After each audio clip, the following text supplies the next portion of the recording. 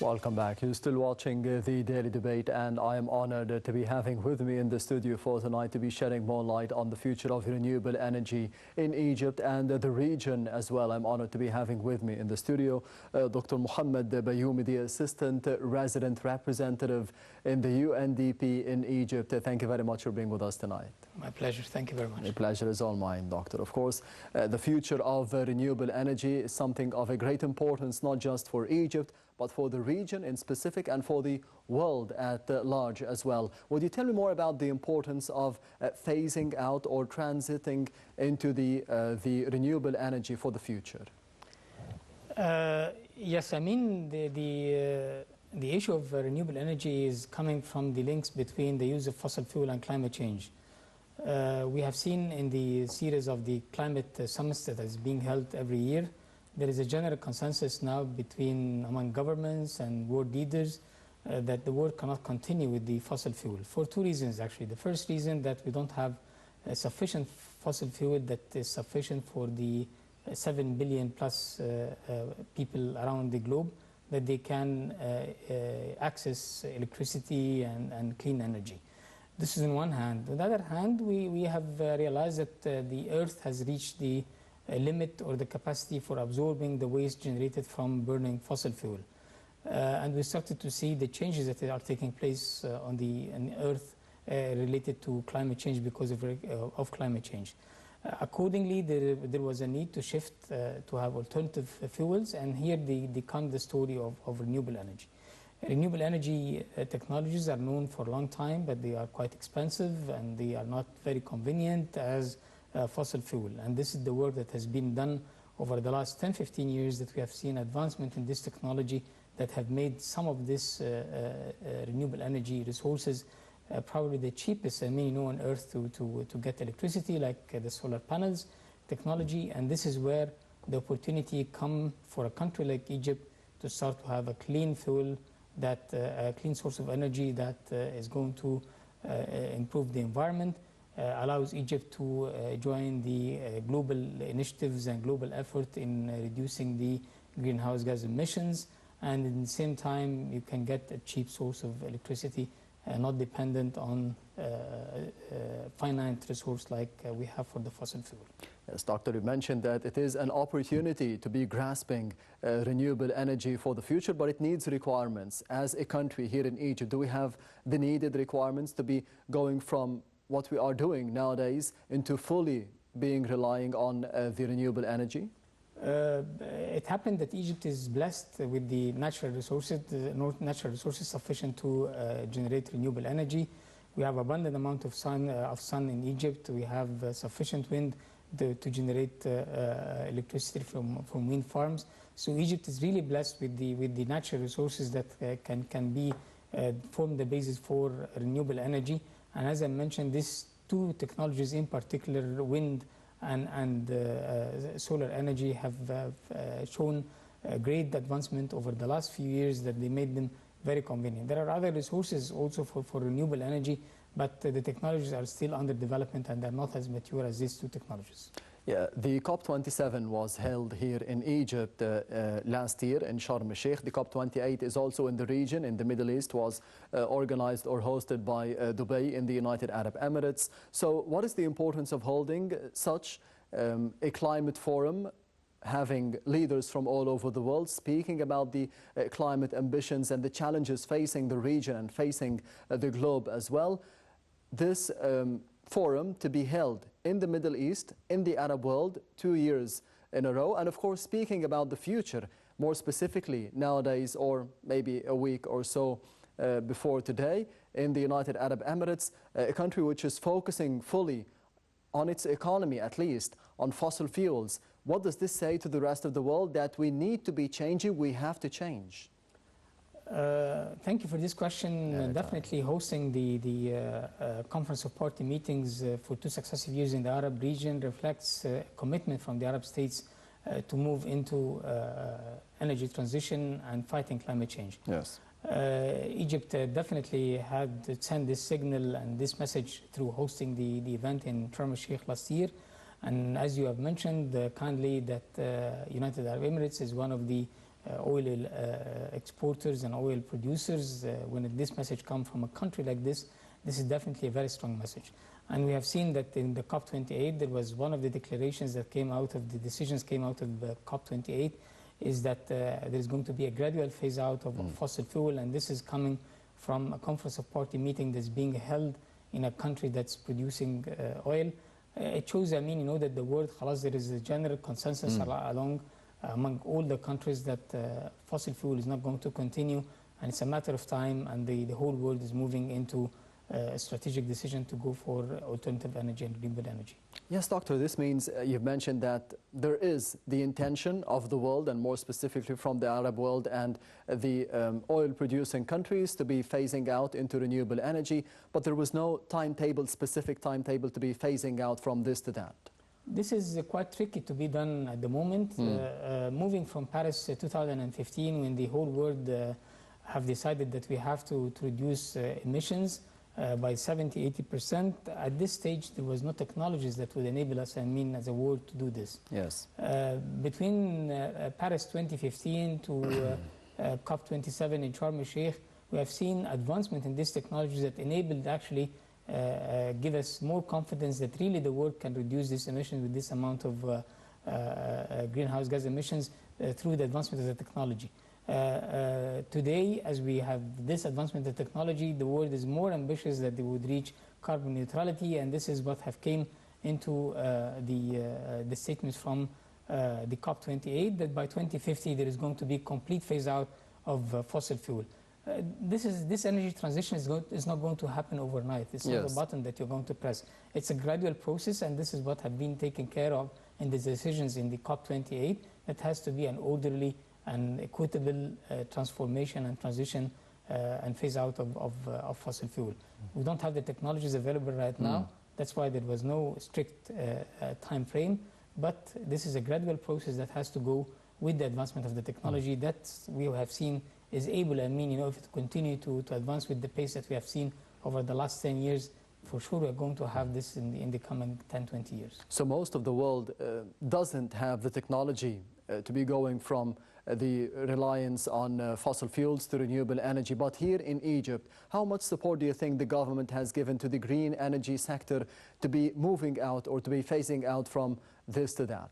In terms of the technology, we have technology at the moment globally that can phase out the use of fossil fuel. But the problem that this technology is still expensive in most of it. There are some aspects that already, as I mentioned, like wind and solar energy, have already reached the maturity and they are now cheap. But there are other technologies that are coming in the way under development right now that would resolve this issue and make the energy transition is cost-effective intervention and attractive to investment. And this is what the world is waiting for. The technologies are not available in Egypt, and every country has its own circumstances, and that's why the statement came in a balanced manner that there is going to be a phase out of fossil fuel, but this has to be done in an equitable and orderly manner, depending on the circumstances of these countries. In Egypt, Egypt is capitalizing on the opportunities that is available in the country. As I mentioned, we started with wind and solar, but this is not going to be the end of the road. This is just the beginning, and the transition is going to continue as we go. The percent of renewable energy in the energy mix in Egypt is not that significant, but it will increase with the time, and we have seen some of the technologies penetrating in the Egyptian market extremely fast. Once this technology is mature, the transition is going to be extremely fast. We have seen this in one of the energy technologies, like the market transformation to efficient lighting systems, the LED technology, and this has happened in Egypt in a record time, much faster than what we have seen even in developed countries. In a very short period of time, Egypt has already transferred into LED, which has really led to a significant decrease in the electricity consumption. I mean significant, by like 10 to 15% of the total electricity consumption, which is a big figure. And this is only for one technology that Egypt has transferred to. Technology that is needed nowadays is expensive for the entire world. But on the other hand, do you think that the countries that do have the money, like the United States and China and the West in general, do you think that they really have the intention to be moving out from fossil fuels to green energy to the renewable energy for the future, because those countries are responsible for the negative repercussions that the entire world is facing from the climate change. The figures that we have seen, that we see today in the world, show that this transition has already started. The investment in renewable energy, generating electricity from renewable energy, has already exceeded that from fossil fuel. And this happened since 2018. And since then, we can see that the gap between the investments in renewable energy and fossil fuel thermal power stations is increasing. And it will continue to increase. The pace, as I mentioned, is going to be limited to the technologies. We have some technologies that already matured, but we have other technologies that are still under development. Once the battery or the electricity storage technologies are going to reach maturity, expected in few years with the advancement of the technology of electric vehicles, we're going to see dramatic transformation again in the technologies related to renewable energy, being able to store electricity, and people dependency on the electricity grid is going to decrease, and this is the essence of the energy transition. Energy transition is not only about renewable energy, but it's also about improving energy efficiency, and reducing my consumption and dependency on the fossil fuel is part of the energy transition. And the remaining part is being supplied by renewable energy. This is the complete energy transition.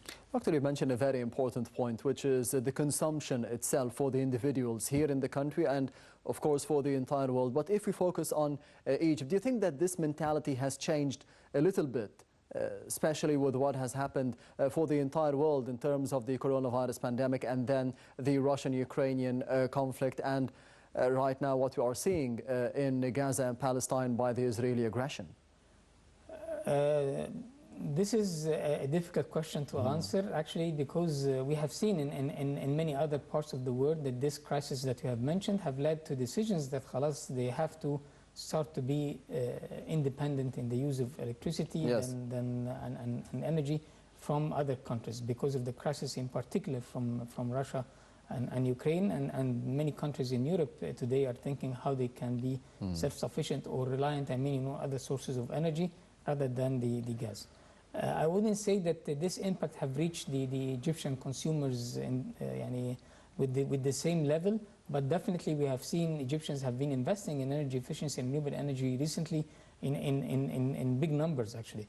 As I mentioned, I gave the example of the LED. This was big investments that has been done in Egypt by the individuals, by the corporates, by the companies, by everybody in this country, by the public sector, and we have seen the transition happening for financial purposes and financial reasons. And that's why this is what I mean by the maturity of the technology. The technology has to reach the level that I make the investments and I know the payback period and the return on my investment. And we have now technologies that can give sufficient justification for doing these investments by the individuals and the companies in order to do the transition. Obviously, the sophistication of the technology differs from one technology to the other, but with the improvement of the technology, you're going to see more and more engagement of the Egyptians into more dependency on renewable energy. And I mean by dependency, it's not only about what the government is doing in terms of large-scale renewable energy power stations, but also at the household level and small-scale systems as well. Yes, this is a very important topic. The individuals themselves here in the country and, of course, worldwide, but for the Egyptians, how can they start adopting renewable energy or contributing to the adoption of renewable energy for the future? Let me put it in this way, in the energy transition, how they can be engaged in the energy transition. And as I mentioned, the energy transition starts by reducing my consumption in the first phase and then started to depend on the renewable energy resources. And by reducing my consumption by going for energy efficient lighting, energy efficient appliances, we see now lots of technologies that have shown reduced consumption in electricity, like air conditioning system with the inverter compressor technology. It reduces the consumption. This is the starting point for the individual. And later on, the second stage comes the contribution to the electricity that I consume at home with the renewable energy. And there are technologies now that are convenient for households in rural areas and in urban areas, like the solar energy, like solar water heating the water using the solar energy, like the biogas units in rural areas that can convert animal dung into methane or biogas that can be used at home and reduce the dependency on the traditional butane gas cylinders. Now we have solutions, but as I mentioned, these solutions are going to spread in Egypt, and the use is going to expand with the advancement of the technologies. But would it be more expensive for an individual to be trying to do that? We know today, as I mentioned in the beginning of our interview, that Yes. the cheapest source of electricity today in Earth is the solar panel. This is the cheapest source, but we don't feel it as individuals at home because we are still depending on getting the electricity from the grid. But a bit by bit, I mean, definitely, and we see in countries surrounding us that the residents and the individuals are starting to shift to using solar panels coupled with batteries, and the dependency is getting less and less on the electricity grid, and this is happening in the Arab states. After we have seen a lot of conventions, a lot of forums about the climate change, about the negative repercussions of the climate change for the future, the idea is that it is more about the economy against the renewable energy. It's either this or that, depending on this or that. And of course, a lot of the wealthier nations, they are depending on fossil fuels to be gaining more money, to be benefiting the economy. How can we be benefiting the economy, any economy, especially in Egypt and of course for the rest of the world, through renewable energy? Definitely renewable energy is giving lots of opportunities. As I mentioned, now it's becoming an investment opportunity. Let me, Bardo, highlight that the reduction in the cost of the technology and the advancement of the technology that we have witnessed over the last 10-15 years is coming out of the World Summit that has been ongoing for the last 20 years, and the mobilization of the world leaders to the economists and the financing mechanisms and the engineers to start to develop this technology. Without this mobilization, we wouldn't have seen this dramatic decrease in the prices. I mean, we are talking about the solar energy prices have went down by like 90% in just 10 years, and this is unbelievable. I mean, this is something that in the wildest dream of any energy expert wouldn't have expected that. And this is because of the mobilization and the political will of the world leaders that we have to find the alternative energy. Now with this decrease in the prices, it become an opportunity. In the past, we were saying to the countries, you have to shift to an alternative energy. So I have already an alternative, an energy resource, and I'm happy with it. Yes. Why should I go for a more expensive energy resource? I mean, that is going to cost me a lot. Like today, because of the decrease in the prices of the energy, in wind energy and solar energy, it became an investment opportunity. And that's why, as I mentioned, we have seen an increase in the investments in the electricity generation through renewable energy than the investments in generating electricity from fossil fuel. And this trend is going to continue because it's more healthy for the economy, it creates jobs, and there is investment opportunity that the businesses in general would look for. And I'm talking about the businesses like hotels, like factories, those who are even in particular dealing with the outside world and they want to export their products or they want to import tourists from the West, definitely they have to have this green image. And now solar energy installed in the location, in the facilities, is helping in achieving this goal.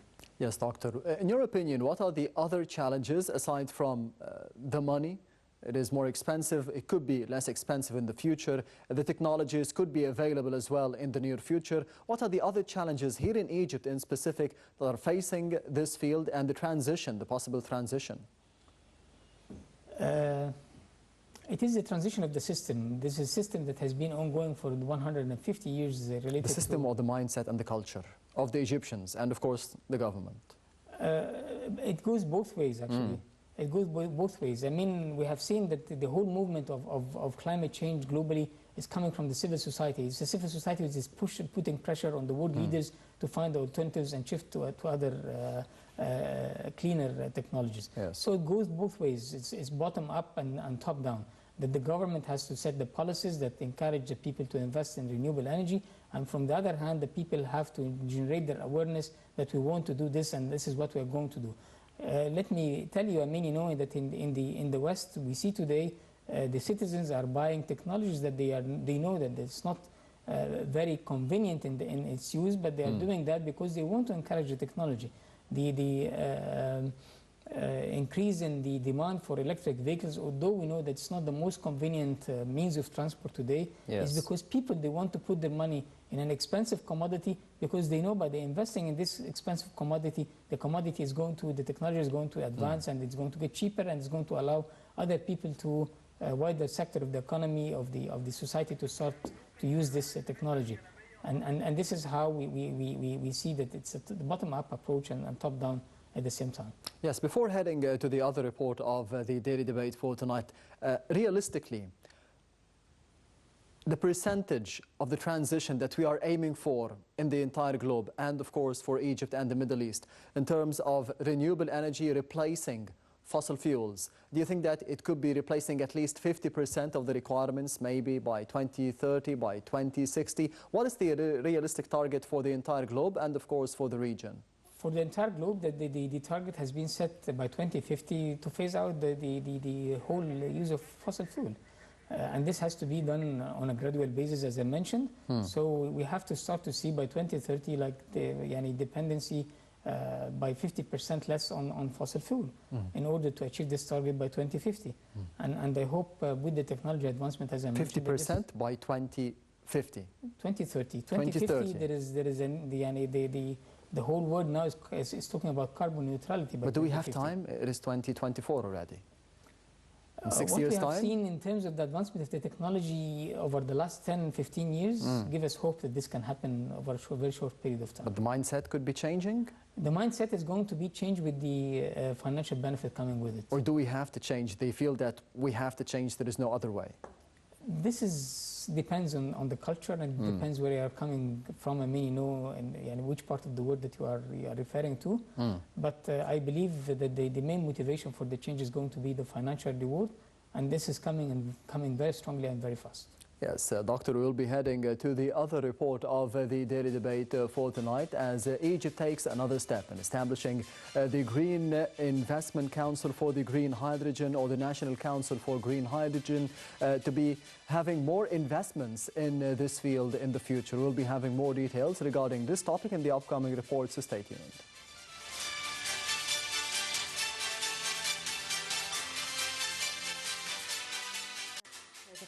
Creation of the National Council for Green Hydrogen to stimulate green investment as part of the country's plan to promote sustainable social and economic development. The body, officially named the National Council for Green Hydrogen and its derivatives, also aims to ensure the country's regional and international competitiveness. The Council is tasked with monitoring the implementation of the country's national strategy for green hydrogen and working to overcome obstacles facing green investment. It is also responsible for reviewing all legislation and regulations concerning green hydrogen and its derivatives. In recent months, Egypt has inked several deals with international alliances to produce green hydrogen and its derivatives in the Suez Canal Economic Zone, seeking to become a global hub for its production. The latest of these was a preliminary agreement signed on the 9th of August with the Indian renewable energy company to invest $4 billion in green hydrogen projects. Egypt aims in the coming years to reduce carbon emissions and promote the use of renewable and alternative energy sources, including green hydrogen, as part of its National Climate Strategy 2050. As part of this strategy, Egypt aims to produce green hydrogen at the lowest cost worldwide by 2050 at $1.7 per kilogram and capture 8% of the global hydrogen market. Meanwhile, Prime Minister Mustafa Madbouli witnessed signing of 7 memoranda of understanding to produce green hydrogen and its derivatives. The MOUs reflect Egypt's initiative to attract foreign and national investments in renewable energy production, as Egypt, owing to its natural conditions and geographical location, has enormous potential to become a center for green hydrogen production. Minister of Planning and Economic Development and Chairperson of the GSFE, Hala Said, previously said that Egypt is emerging as a global and regional powerhouse for green hydrogen production, storage, and export. She noted that the total investment in hydrogen infrastructure in Egypt might reach $500 billion in 2030.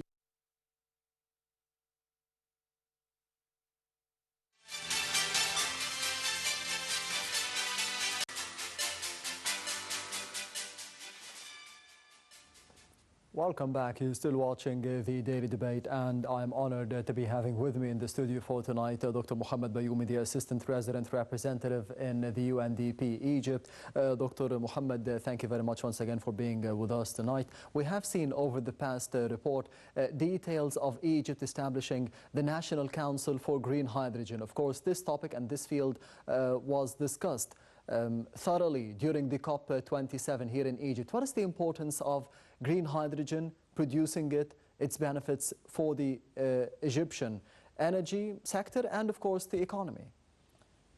Green hydrogen is one of the renewable technologies that the world is considering as an alternative source of energy. Hydrogen is a very strategic fuel, actually. The issue that green hydrogen is associated by renewable energy, and renewable energy, in particular solar, is cheap in this part of the world, and that's give a cutting edge for the Arab states, actually, which has been holding the reserves for oil, to be also holding the reserves for green hydrogen. The problem with green hydrogen that it's still an unmature technology. It's very primitive technology as we speak right now. It's still at the beginning. But we have seen previously the West, when the need for the alternative energy started, they introduced the so-called feed-in tariff program that started in Europe around 2008. And it was one program that has led to the advancement of the technology of wind and solar energy in an unbelievable way. As I mentioned, that the prices of the technologies went down by 90%. So now the West is thinking that hydrogen, if there's going to be investment in hydrogen, could lead to the same results.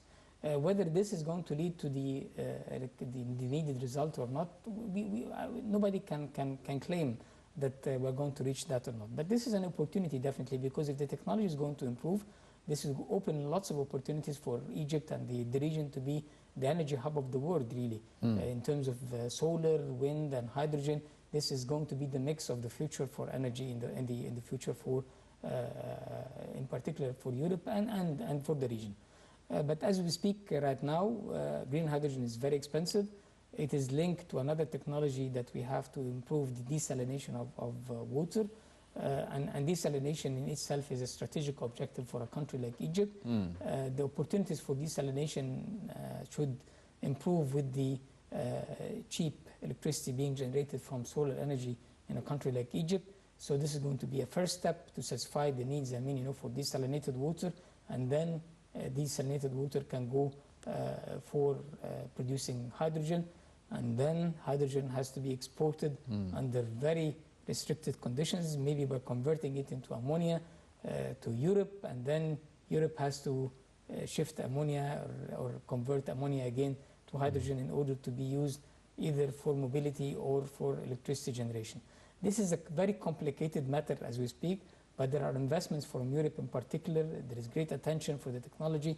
There were attempts actually in the past to use energy and advance electric mobility using hydrogen, but what we have seen that the Tesla technology came with electric batteries that are lithium-ion batteries that was able, to surprise everybody with the advancement of the technology, reduction in the prices, reducing the weight and the size of the battery and the lifetime of the battery, which have superseded the technology of the fuel cell, which is using hydrogen. And this happened over the last 10, 15 years. Yes. Whether the hydrogen technology is going to be able to come back and compete with the lithium-ion battery or not, we don't know at the moment. We are just watching, this race between technologies, whether hydrogen will be able to reduce and improve the technology to be able to be used for electricity generation or not. We are not sure about it, but definitely it's a wise decision to start investing in hydrogen technology as long as there is buyers who are interested in the technology to start to work on it at the moment. It is an opportunity for the country and for the potential investors, but in your opinion, do we have the requirements, the capabilities to be, you've mentioned it is a very complicated process to be getting it as a successful operation? At the moment, I would consider that the investments that are being made in green hydrogen is the test or the pilot phase. Yes. And we will see the results. If this pilot phase would lead to an improvement in the technology, or there's going to be other means of technology that would be able to take over. Egypt is qualified today, to export electricity to Europe that can be generated from the Egyptian desert through renewable energy and solar energy and wind energy. So the alternatives are already available. Whether Europe is trying to have a mix of sources of energy which is legitimate, and they are investing in other technologies, this is again something that should be encouraged, and Egypt is welcome this type of technology. Probably green hydrogen is not going to be produced in Egypt for local consumption, but mainly for export. And as I mentioned, Egypt can offer other types of energy, green energy and clean energy for Europe, not only green hydrogen, but other sources of clean energy. Yes, and Doctor, finally, you've mentioned a very important keyword, which is the alternative. Europe is looking for alternatives. Egypt is looking for having alternatives. What is the importance of diversifying the energy resources, and more specifically within the quota of renewable energy field? Diversifying the importance of renewable energy resources, because we cannot depend on one technology. Each technology has its pros and cons, it has its constraints and opportunities, and together they will be able to give us, the full coverage or full replacement of the fossil fuel. And this is what we started our conversation about, yes. that there is no one renewable energy technology today that can give us the full replacement of the fossil fuel. But the mix of renewable energies will be able to give us this solution. And this is a mix of technologies, and we are glad and should be happy that all of these technologies are advancing, and we give them the chance, to compete together. Solar energy today, we're talking about generating electricity from the solar panels. 10 years ago, the World Bank experts thought that the megawatt generation from solar energy is going to be through another technology, which is concentrated solar power, the CSP technology. Yes. Producing electricity from heat rather than the sunlight.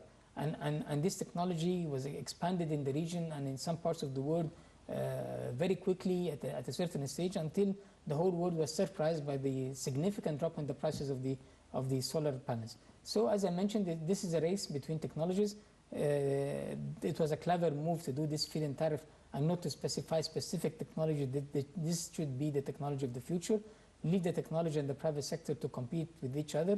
They are making profit out of this business, and they are opening investment opportunities for countries like Egypt and countries in the developing countries. There's going to be foreign direct investments in these technologies. Whatever is going to mature and will be able to prove itself as a technology will win, and we will continue. This is, as I mentioned, this is a continuous process. It's not a one shot and that's it. Yes. Energy efficiency coupled with renewable energy, and we see where we are going to go. Yes, Dr. Mohamed Bayoumi, the Assistant Resident Representative at the UNDP Egypt. Thank you very much for being with us tonight. It was my pleasure. Thank you very much. Anytime. And this brings us to the end of the Daily Debate for tonight. Thank you for watching, and goodbye.